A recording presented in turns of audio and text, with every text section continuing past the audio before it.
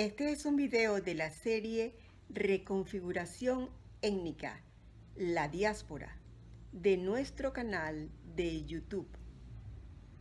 Luego de esta brevísima introducción vamos a presentar a nuestro invitado para lo que será una jornada especial de la sección El ser humano y su creatividad, el doctor Enrique Ali González Ordosgoiti, sociólogo de profesión y vocación, con más de 40 años dedicados al estudio de la sociología en Venezuela y el extranjero.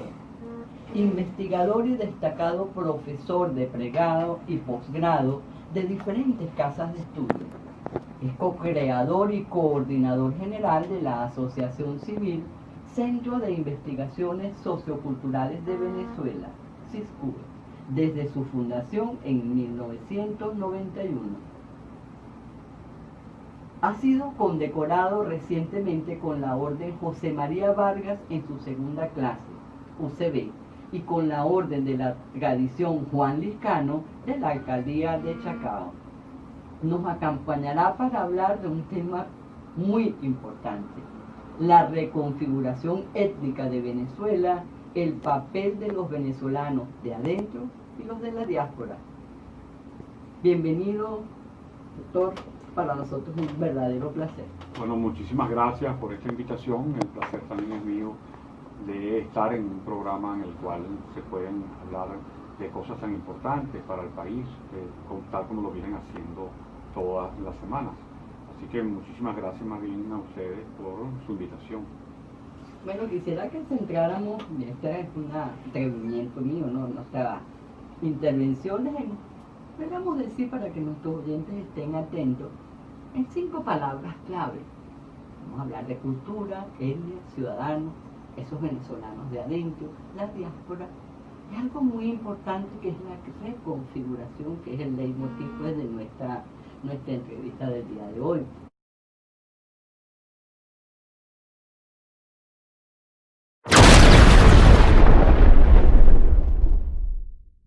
Ahora, me encantaría que pudiéramos empezar nosotros a hablar. ¿Qué entendemos por cultura? Bueno, esas son 5 palabras clave realmente con muchísimas ramificaciones y acerca de las cuales gran parte del tiempo que uno viene investigando ha intentado responderlas. Son muy valiosas. Comenzando por la cultura, habría que hacer el primer énfasis en que cultura viene del latín y significa cultivar.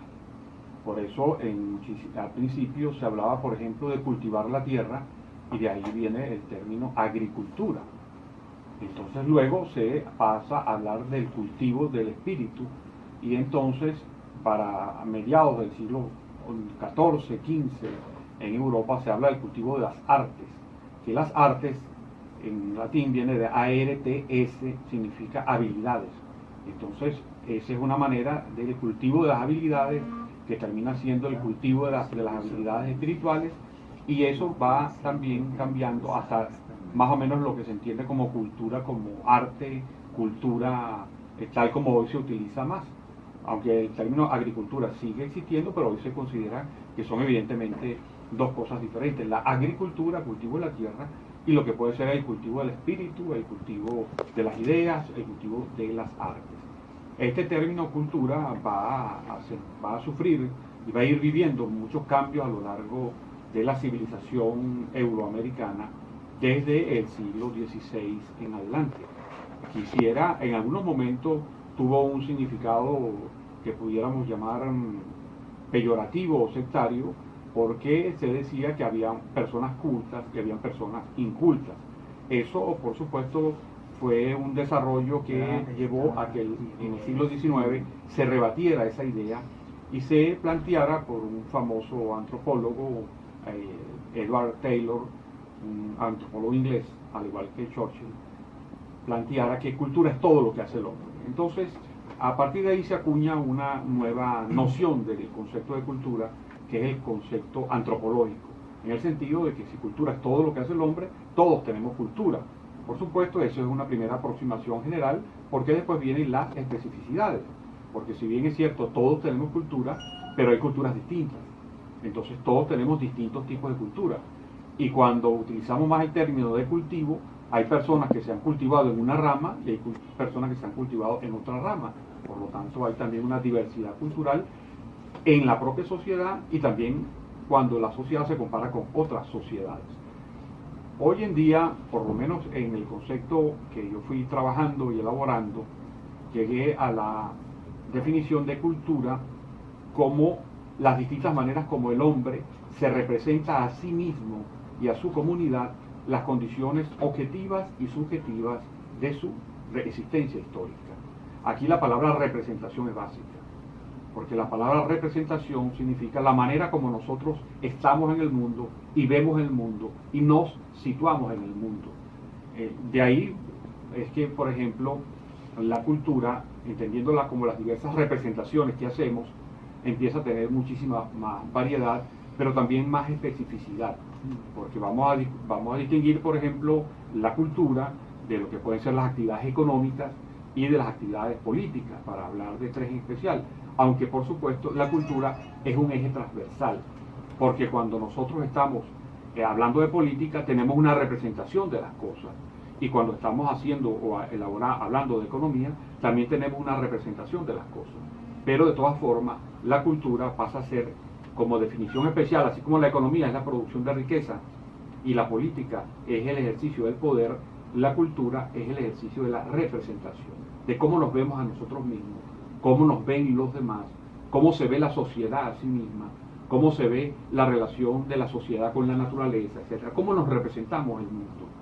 Entonces ese es lo que hoy en día pudiéramos llamar un concepto más elaborado de cultura, más riguroso y más específico, y es en tal caso con el que nosotros trabajamos. Oye, excelente, doctor. Esto realmente es un banquete que nos estamos dando nosotros al estudiar pues toda esta parte de la cultura y de la manera tan amplia como la ha descrito y precisa. Podemos nosotros ubicarnos de que es un total error cuando se habla y se dice, en algunos casos, no es que ese es un ser inculto, que es un ser, o sea, ese no tiene cultura, ese no es la cultura de él, es precisamente. Claro, ahí lo que uno pudiera hacer es la especificidad. Todos tenemos cultura. Hay personas que se han cultivado, por ejemplo, un albañil se ha cultivado en las artes de la construcción. Entonces él tiene mucha cultura de la construcción, la cual en mi caso, yo que soy sociólogo, sería un inculto en construcción, porque yo no sé pegar unos bloques, no sé, me va a quedar todo mal, entonces yo sería inculto desde el punto de vista de la construcción, pero el albañil sería culto desde el punto de vista de la construcción. Entonces, para algunas cosas, algunas personas son cultas en un terreno, pero incultas en otras.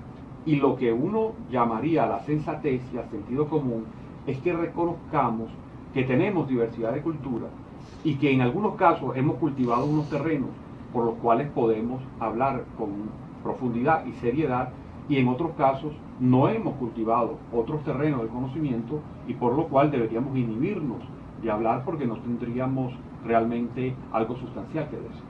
Es bien interesante eso, o sea, que cuando no tengamos incluso, como dice una amiga mía que voy a recordarle en este momento, ella dice, donde yo no tengo ventajas competitivas, no participo. Me parece realmente muy perspicaz esa amiga. Sí.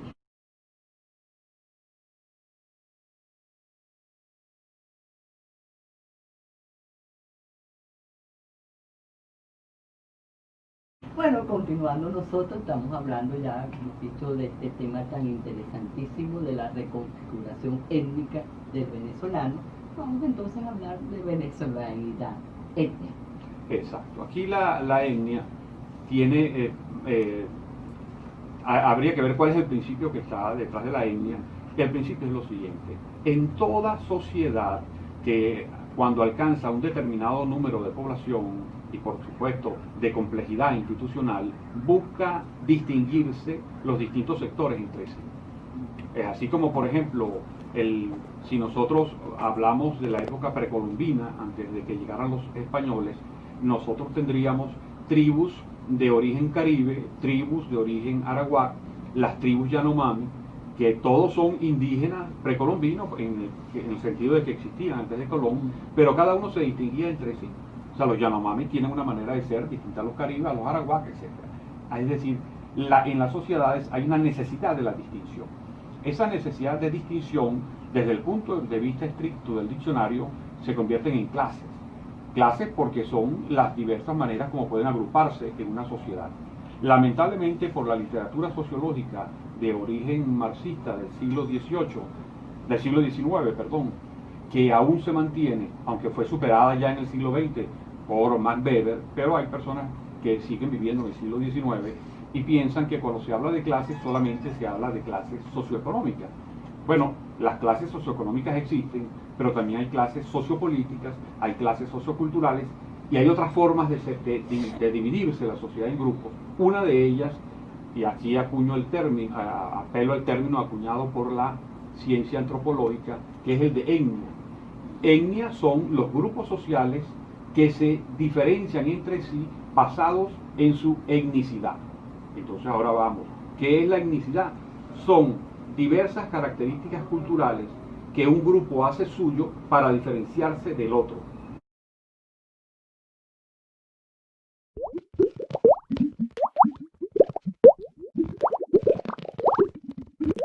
Así que, por ejemplo, si nosotros tenemos, en el caso de Venezuela, hay tres grandes macroetnias.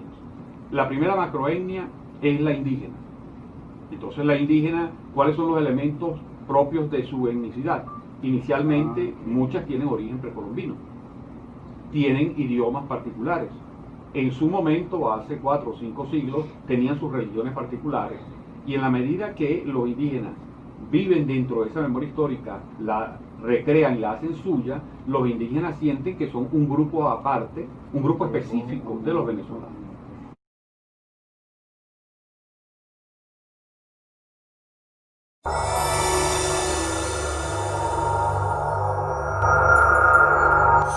Luego, la segunda macroetnia en Venezuela somos los criollos.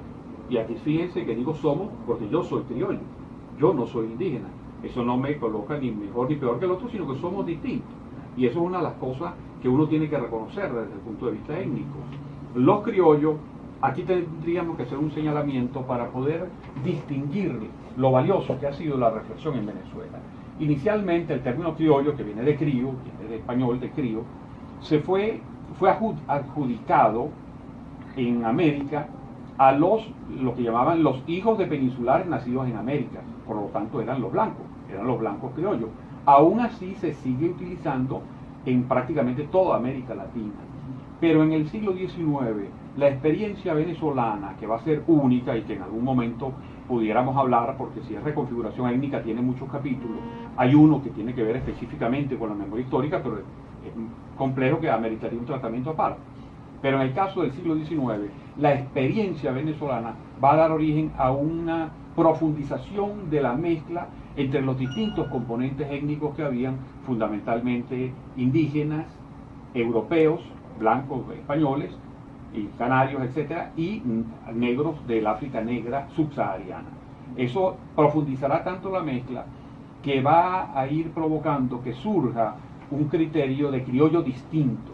Por lo tanto, cuando nosotros vemos la perspectiva latinoamericana, hay dos conceptos de criollo. El concepto de criollo venido de España, como blanco hijo de peninsular en América, que aún se sigue manteniendo en prácticamente el resto de América Latina, y a ese se le suma el que se forma en Venezuela cuando empieza ya a finales del 19 a decir que el criollo es una mezcla de lo indígena, lo español y lo africano negro. Este es un concepto de criollo nuevo. Este concepto de criollo nuevo, que además tiene por lo menos 6 subetnias criollas, porque ahí el criollo genérico, ahí el criollo donde predomina el español, entonces uno puede decir que en ciertos lugares de Mérida predomina lo indígena, entonces llamado ladino, en otros sitios como Barlovento predomina lo africano negro, entonces son llamados criollos negros, etc. Hay como por lo menos 6 divisiones, pero dentro de la criollidad. Eso forma la segunda gran macroetnia de Venezuela desde el punto de vista de su génesis histórica, no desde el punto de vista de su número.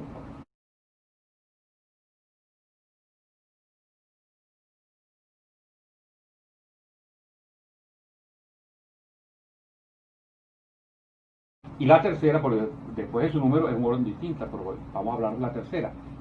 La tercera es algo que nosotros comenzamos, lo hicimos público en un concurso de la Fundación Nueva Sociedad en 1988 y luego en 1990, y ganamos dos concursos internacionales con ese trabajo, digamos, con esos dos trabajos.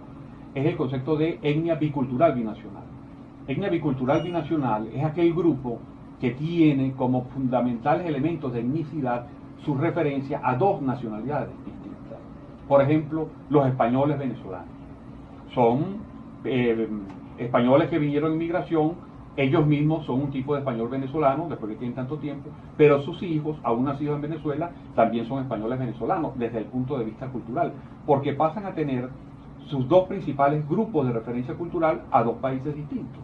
Y eso, por supuesto, da un tercer tipo de venezolano con su originalidad, con sus perspectivas, con su dignidad igual que las otras dos.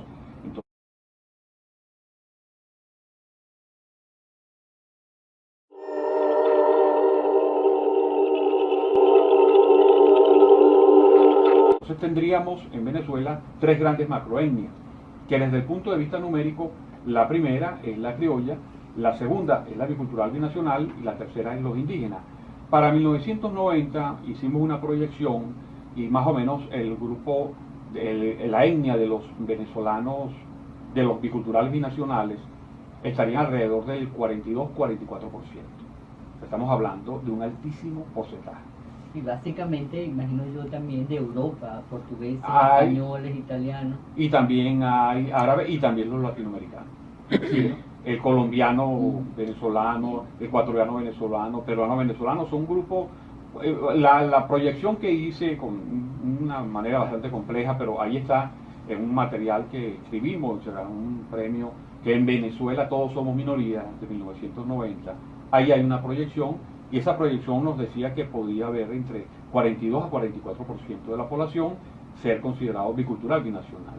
Entonces, estas tres macroetnias, ahí tenemos ejemplos de cómo se van agrupando y van desarrollando un tipo de etnicidad para diferenciarse de los otros.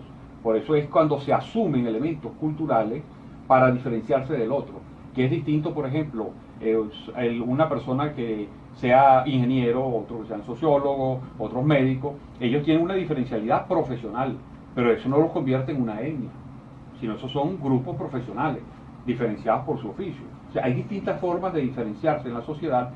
La etnia es una forma específica y es cuando toma elementos culturales para ahí desarrollar sus elementos de identificación fundamentales. Imagino que dentro de esos elementos culturales, que ya lo ampliaremos después del corte obligado de la radio, al cual vamos a ir próximamente, está la parte gastronómica, está la parte del idioma, está la parte y cómo vamos nosotros a ver reflejado eso en la diáspora venezolana, que vamos a tener entonces otra categoría ya después. Bueno, los elementos básicos para definir la identidad y la etnicidad, en este caso desde el punto de vista histórico, con los trabajos comparativos en el mundo, son en primer lugar la religión, en segundo lugar el idioma, y luego entonces vienen otro tipo de costumbres, como pudieran ser el vestuario, la gastronomía, la música, la danza, etc. Vienen otros elementos adicionales, pero siempre los centrales son, en primer lugar, la religión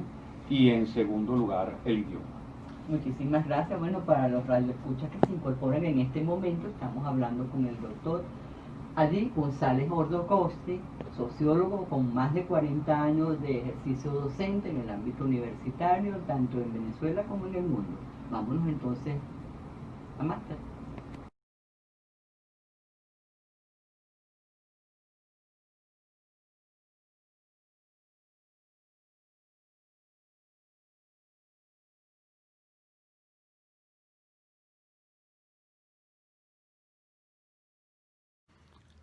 Estimado videovidente, gracias por haber entrado en nuestro canal.